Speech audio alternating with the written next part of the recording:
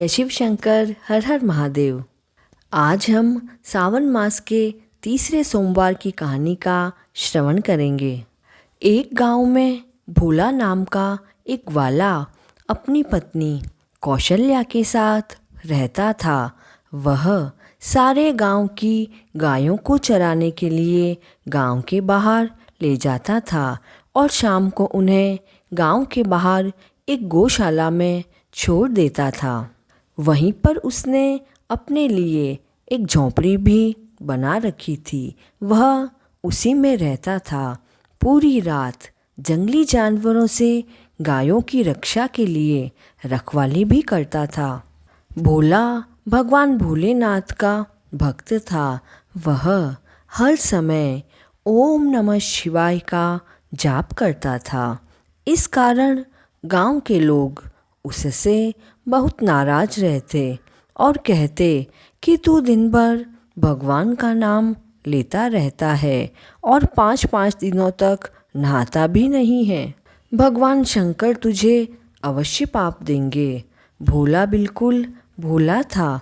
वह उनसे कहता कि मैं भगवान की भक्ति में लीन रहना चाहता हूँ, भगवान के दर्शन करना चाहता हूँ और मुक्ति की कामना करता हूँ।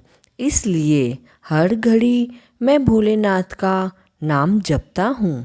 तो गांव वालों ने उससे कहा कि ऐसे तो तुझे कभी भगवान नहीं मिलेंगे। तो उसने उन गांव वालों से पूछा, तो अब आप ही बताओ कि मुझे भगवान कैसे मिलेंगे, मैं कैसे भोलेनाथ की भक्ति करूं कि मुझे भोलेनाथ के दर्शन हो जाए।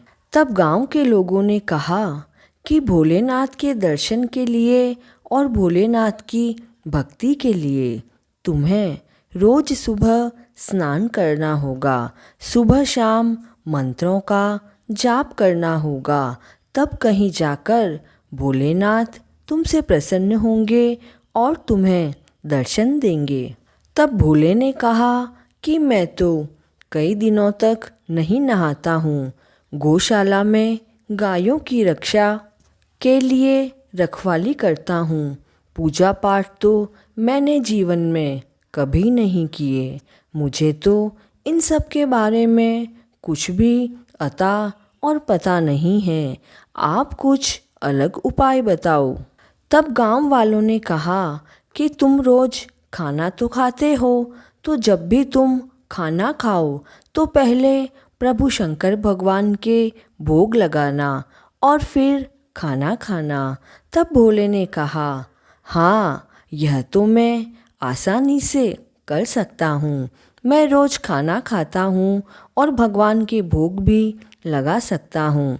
यह सुनकर गांव के लोग हंसने लग गए और भोला वहाँ से चला गया और यह बात आई गई हो गई। अब थोड़ी देर बाद उसकी पत्नी कौशल्या खाना लेकर गौशाला आई। तो भोला ने कहा कि खाना रख दो और तुम चली जाओ, मैं बाद में खा लूँगा। कौशल्या के जाने के बाद भोला खाना खाने बैठा और भगवान भोलेनाथ का ध्यान करने लगा।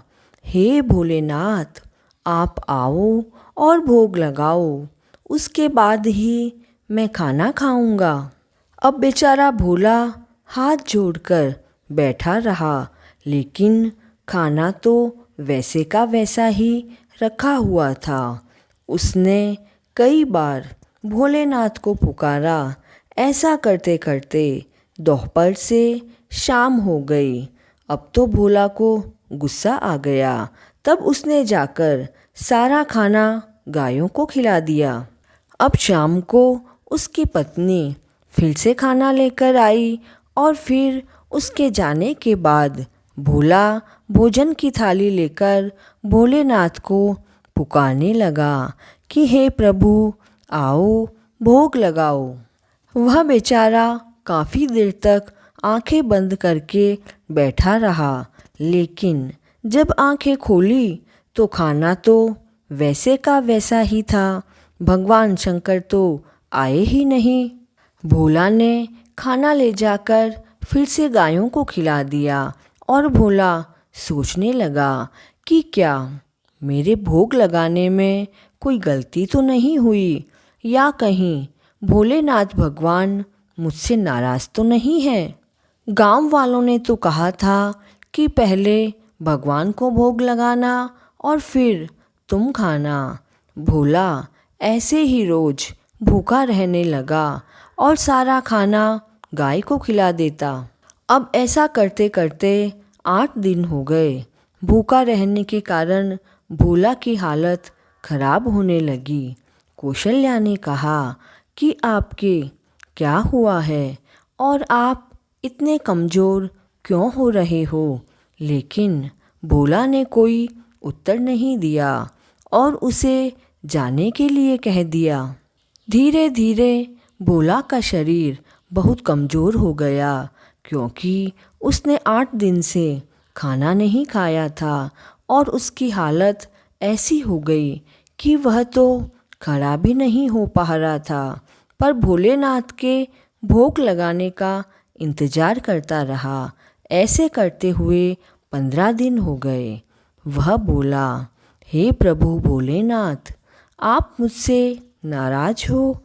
अब तो मेरा शरीर भी साथ नहीं दे रहा है। आज आखिरी बार आपके भोग लगा रहा हूँ। कल तक शायद मैं ना रह सकूँ। यह कहते कहते भोला की आंखें बंद होने लगी। तभी उसके कानों में कुछ आवाज़ आई। तब उसने देखा कि उसके सामने प्रभु भोलेनाथ खड़े थे। यह देखते ही भोला प्रभु के चरणों में गिर पड़ा और बोला, हे भोलेनाथ, मुझसे भोग लगाने में कहीं कोई गलती हो गई थी क्या, इसलिए आप नाराज़ हैं? तो भोलेनाथ ने कहा कि मैं तुम्हारी भक्ति से बहुत प्रसन्न हुआ। मैं तो तुम्हारे अंदर ही रहता हूँ। तुम मुझे भोग लगाने की बात कहकर भोजन स्वयं खा लेते तो यह भोग मुझे लग जाता। ऐसा कहकर भोलेनाथ ने भोला के सिर पर हाथ रख दिया और भोला पहले जैसा हो गया। फिर भोलेनाथ बोले कि भोला, तुम्हें क्या चाहिए?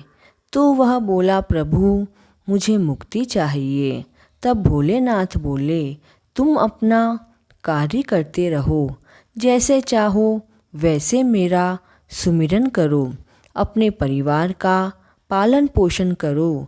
जब तुम्हारी आयु होगी तब तुम स्वयं मेरे शिवलोक में आ जाओगे। ऐसा कहकर प्रभु भोलेनाथ अंतर्ध्यान हो गए। भगवान भोलेनाथ तो प्रेम भाव के भूखे हैं। कोई भी व्यक्ति यदि सच्चे मन से भगवान को याद करता है तो उसकी मनोकामना अवश्य पूरी होती है। वर्षों की तपस्या करने पर भी भगवान के दर्शन प्राप्त नहीं होते, वही सच्चे मन से भजने पर भगवान स्वयं दर्शन देते हैं। चैनल पर सावन मास महात्म्य भी चल रहा है, उसका श्रवण अवश्य करें।